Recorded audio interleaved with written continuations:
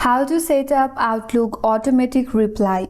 Hi everyone, this is Kate and welcome back to another tutorial, and on today's video we will learn how we can set up automatic reply on Outlook. So without further delay, let's get started with this video. First of all, you have to log in into your Outlook account, and once you're on the Outlook, if you want to set up the auto reply, here's how you can do it. If you navigate to your top right, there is this settings icon. You have to click on it. Now you have to head towards your left hand side, and in the search bar it says search settings.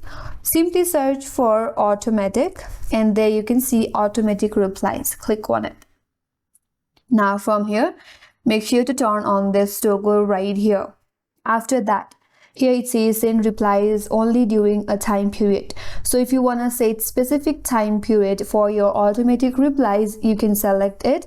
Now select your start time with the date and end date with the time.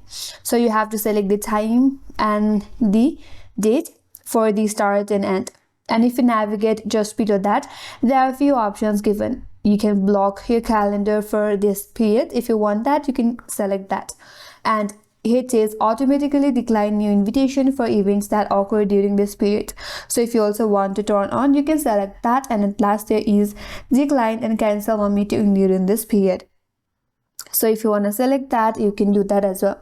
So from here, you can select your preferred choice, and once you are done, if you navigate right here, it says add a message here. So here you have to type in the reply or the automatic replies. You can say that you are out on a vacation, so you will reply after the certain time. So you can type in your message right here, and just below that there is another option that says send replies only to contacts. If you select these options, then your reply will only be selected to that specific contact that you have added in your account. So if you want to do that as well, you can select it, and once you're done, all you have to do is simply click on save. After that, you will see a small pop-up on your right hand side where it says automatic replies is turned on.